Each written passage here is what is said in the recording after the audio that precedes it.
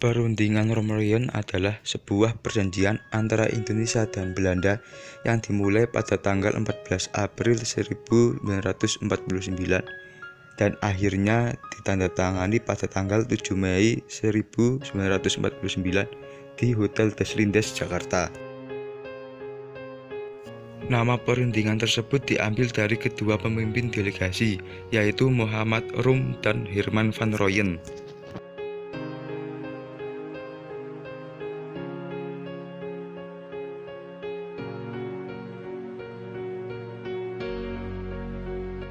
Perundingan Romroyen awalnya dilatar belakangi oleh terjadinya serangan dari Belanda kepada Indonesia.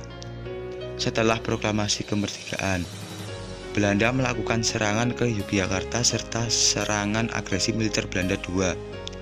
Hal ini ditambah adanya penahanan para pemimpin Indonesia yang mulai mengundang kecaman dari dunia internasional, terutama dari Amerika Serikat dan Dewan PBB. Tekanan dari luar negeri yang kemudian membuat perlunya dilakukan perundingan Indonesia dan Belanda.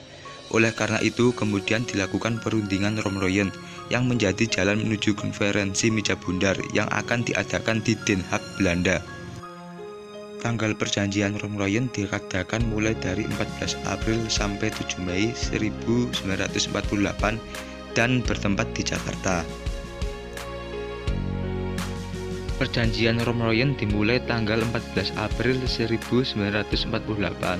Dalam perjanjian Romroyen, pihak Indonesia diwakili oleh Muhammad Rom, beberapa anggota seperti Ali Sastro Amijoyo, Dr. Laimena, Insinyur Juanda, Profesor Spomo, dan Latu Harhari.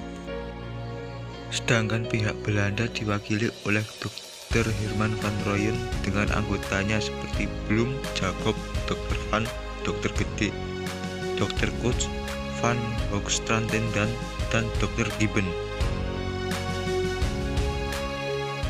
Sementara pihak penengah adalah UNSI atau United Nations Commission for Indonesia yang diketuai oleh Merle Cochrane dari Amerika Serikat.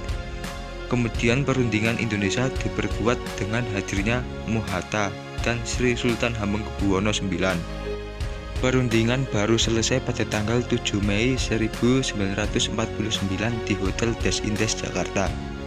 Perjanjian ini mulai ditandatangani dan nama perjanjian ini kemudian diputuskan untuk diambil dari nama kedua pemimpin delegasi, yaitu Muhammad Rum dari pihak Indonesia dan Herman van Rooyen dari pihak Belanda.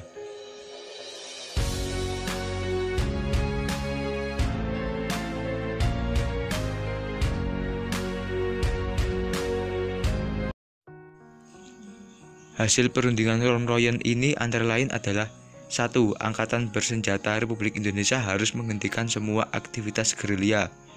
2. Pemerintahan Republik Indonesia akan menghadiri konferensi meja bundar atau KMB. 3. Kembalinya pemerintahan Republik Indonesia ke kota Yogyakarta. 4. Angkatan bersenjata Belanda akan menghentikan semua operasi militer dan membebaskan semua tahanan politik dan perang. 5. Belanda menyetujui Republik Indonesia sebagian dari negeri Indonesia Serikat. 6. Kedaulatan akan diserahkan kepada Indonesia secara utuh dan tanpa syarat. 7. Belanda dan Indonesia akan mendirikan sebuah persekutuan dengan dasar sukarela dan persamaan hak. 8. Belanda memberikan semua hak kekuasaan dan kewajiban kepada Indonesia.